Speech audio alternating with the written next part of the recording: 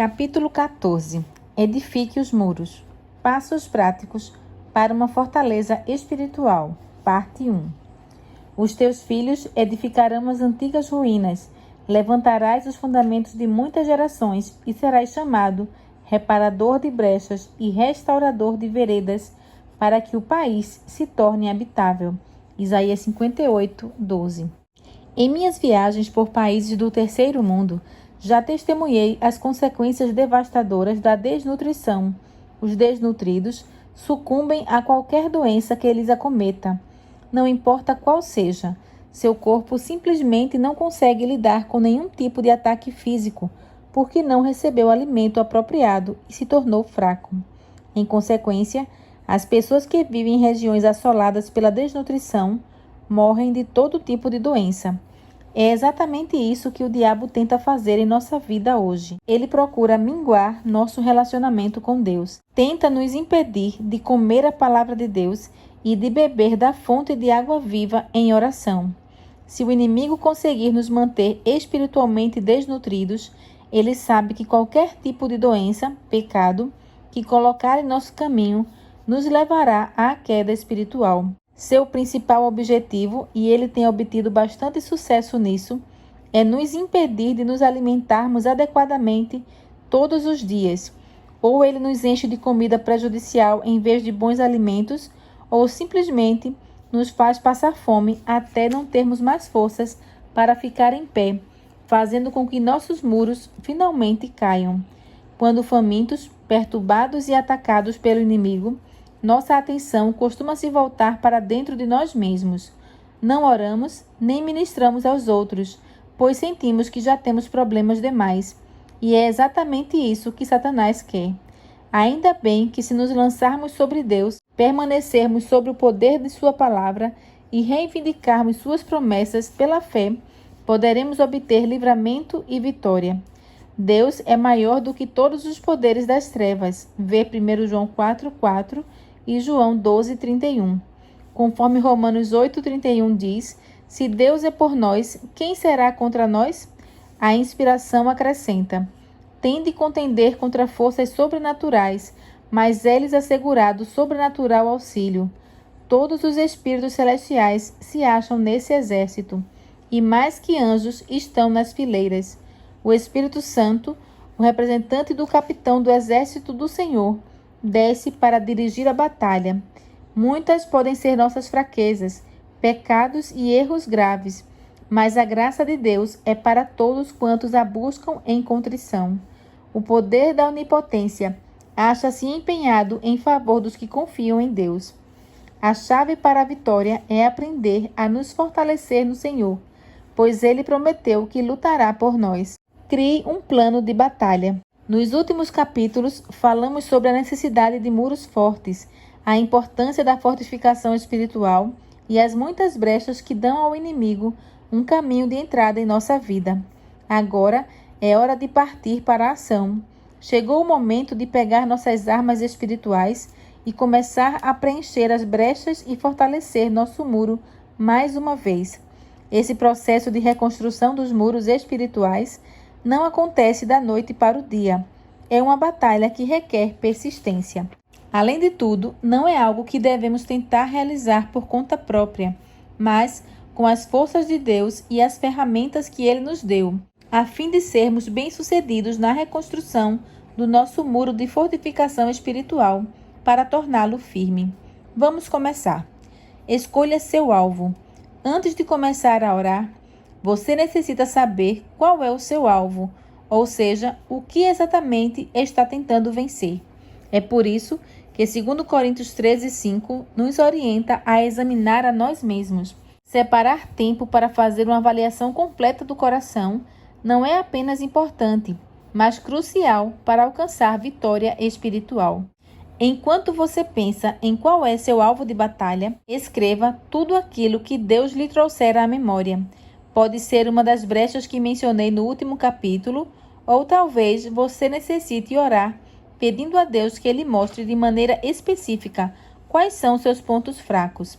Lembre-se de que, às vezes, até mesmo coisas boas podem se tornar uma brecha se permitirmos que elas se coloquem no caminho entre Deus e nós.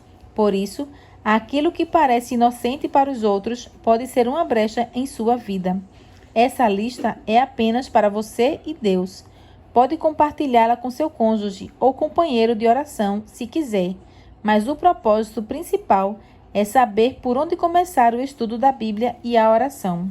Empunhe sua espada. Permanecer sobre as promessas da Palavra de Deus pela fé em oração é sua abordagem mais eficaz para alcançar fortaleza espiritual. Depois de saber onde estão as brechas em seu muro espiritual, é hora de empunhar a espada. A alma deve estar fortificada pela oração e o estudo das Escrituras. Munido com estas armas, enfrentou nosso astuto inimigo no campo de batalha e venceu.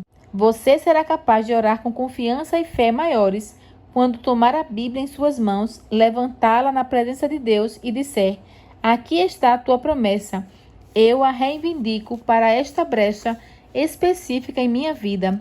Tu não mentes e não te deixarei ir até que cumpras a tua palavra. Martin Lloyd Jones, pastor protestante galês do início dos anos 1940, ao falar sobre a importância de reivindicar a palavra de Deus em oração, escreveu: importune-o, por assim dizer, com as próprias promessas que ele fez. Conte-lhe sobre o que ele disse que vai fazer. Cite para ele o texto. Isso o agrada.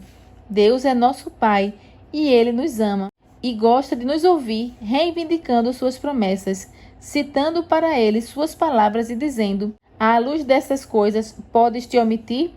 Isso deleita o coração do Senhor. Sim, Deus ama que oremos dessa maneira.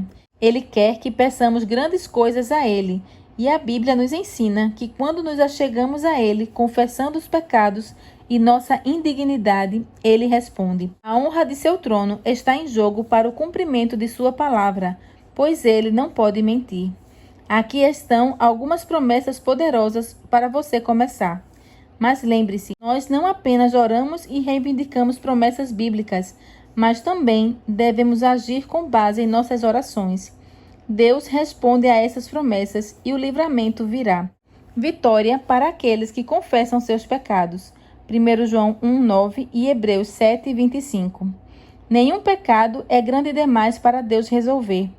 Ele enviou o próprio Filho para que pudéssemos obter livramento e vitória. Não importa o que fizemos, se desejarmos ser perdoados e libertos, o dom será nosso. Só precisamos clamar. Ao confessar os pecados, também é importante que nos afastemos ativamente deles e busquemos trilhar um novo caminho. Não podemos fazer isso pelas próprias forças, mas Deus nos ajuda quando dependemos dele. Vitória sobre os ídolos. Ezequiel 36, 25 a 27 e Jeremias 24, 7. É importante lembrar que se quisermos obter vitória sobre os ídolos em nossa vida, não podemos nos afastar deles aos poucos. Precisamos destruí-los, removê-los por completo de nossa vida, para que não tenham mais acesso ao nosso coração. Assim como o jovem rei Josias fez quando subiu ao trono nos dias do antigo Israel. Ver 2 Crônicas 34. Vitória sobre os vícios. Lucas 18, 27, Salmo 55, 16 a 18. É difícil romper com vícios, mas o melhor a fazer é dar meia volta de uma vez e andar na direção contrária. Se você é viciado em música mundana, filmes, revistas, ícones esportivos, alguma coisa do mundo oculto ou até mesmo algum tipo de alimento ou substância prejudicial, chegou o momento de limpar sua casa e fazer uma fogueira apenas na presença de Deus. Você ficará surpreso com a paz e a força que sentirá depois de começar a trilhar decididamente um novo caminho. Em Atos 19, quando o Evangelho de Cristo era pregado, as pessoas se apresentavam e confessavam seus pecados abertamente. Verso 18. Muitos daqueles que haviam praticado feitiçaria no passado traziam seus rolos e os queimavam. Verso 19. Por causa disso, a palavra de Deus cresceu e prevaleceu, e mais pessoas aceitaram o Evangelho porque o viram mudar a vida de muitos outros. Verso 20. Há muitas coisas que, embora não sejam inerentemente más, podem se tornar ídolos e atrapalhar nosso tempo de qualidade com Deus. Nesses casos, pode ser bom para nós passar por um jejum completo ou duradouro até essas coisas não exercerem mais controle sobre o nosso coração. Não estou me referindo a um jejum alimentar, a menos que seu vício seja uma comida específica, mas a abster-se do elemento específico que o leva a transigir espiritualmente. No passado, já me foi extremamente benéfico jejuar de diferentes formas de mídia e entretenimento que me distraíam a fim de restaurar minha perspectiva e as prioridades espirituais. Isso inclui os sites extremamente populares de redes sociais. Embora sempre tenha sido cuidadosa em relação àquilo que leio ou ao que assisto, percebi que esses sites muitas vezes obscurecem meus limites espirituais. Acho que eles e outros recursos online de mídia se tornaram alguns dos maiores obstáculos para manter nossa atenção e nossa consagração espiritual, se não forem controlados. Por quê? Simplesmente porque entorpecem nossas sensibilidades espirituais com uma enchente de pensamentos frívolos e sem sentido, além de também nos tirar tempo valioso que poderia ser dedicado com maior eficácia ao estudo ou serviço de Deus. A principal chave para vencer vícios ou qualquer pecado é entregar nosso coração inteiro a Deus e voltar nossa atenção completamente a Ele. Se gastarmos nosso tempo com Deus, conhecendo-o, estudando Sua palavra e partilhando-a com os outros, não seremos tentados a desperdiçar tempo ou olhar para as coisas do mundo. Vitória sobre mentalidades profanas. Isaías 26:3, Salmo 119, 165 e Filipenses 4:8. Além da oração e do tempo com a Bíblia, uma das melhores maneiras de obter vitória sobre mentalidades profanas é aprender a substituir pensamentos profanos por pensamentos positivos e espirituais.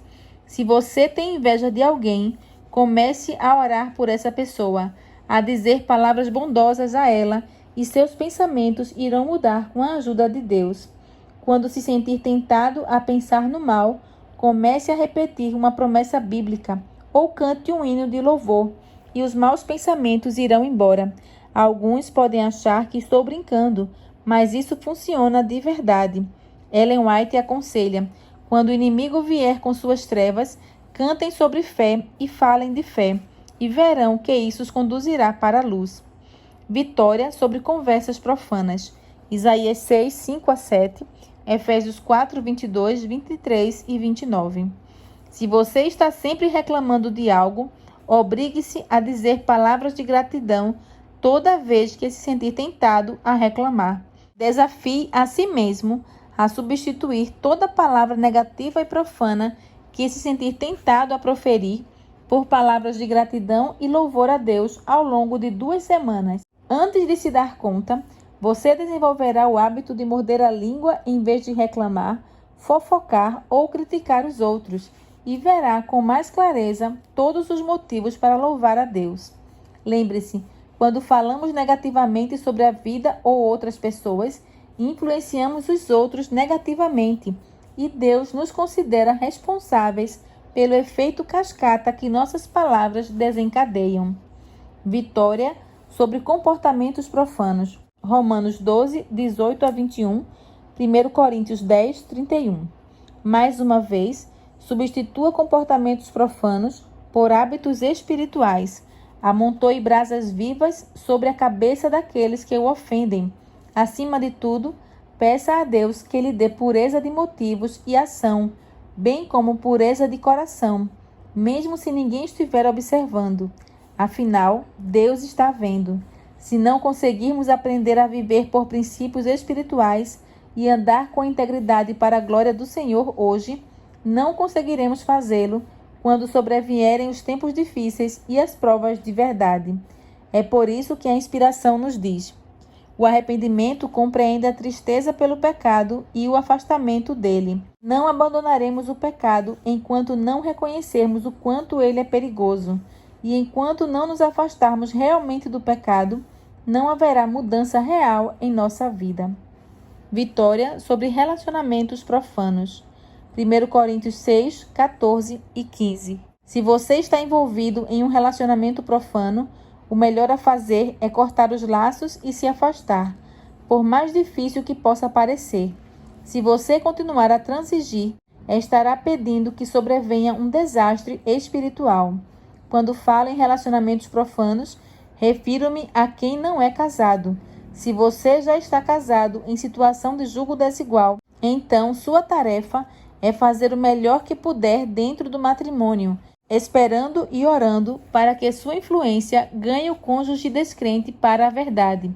O capítulo 7 de 1 Coríntios trata com maior profundidade desse assunto. Em tudo aquilo que fizer, não brinque com fogo. Busque conselho espiritual, se necessário. Peça a Deus que transforme seu coração e lhe dê amor renovado por ele. Encontre amigos que o incentivem em sua caminhada espiritual. A carne pode até ser fraca, mas Deus promete força. À medida que nos aproximamos do Senhor, descobrimos que Ele proporciona mais realização do que qualquer relacionamento humano seria capaz de dar. Vitória sobre as preocupações mundanas. Romanos 12, 1 e 2. Lembro-me do antigo hino escrito por Ellen H. Lemmel. Fixa teus olhos no Mestre, confia no bom Salvador. Fruirás da luta terrestre, maravilhas do seu doce amor. Inário Adventista do Sétimo Dia, número 360. Esta é a melhor maneira de vencer as preocupações mundanas, olhando para Jesus e entregando a Ele todas as chaves do seu coração. Ao fazer isso, comece um jejum espiritual prolongado das coisas do mundo.